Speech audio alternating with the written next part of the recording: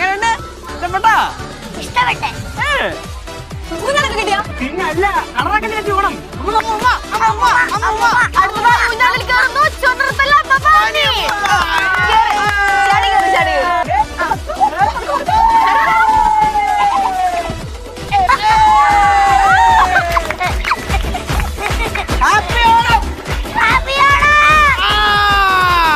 പോയി മാവിന്റെ ഇല കുറച്ചുകൊണ്ട് വരെ.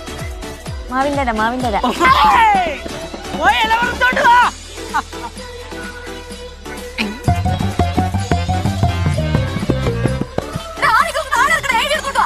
ചേച്ചി എന്തിനാ പച്ചിലപ്പാമ്പത്?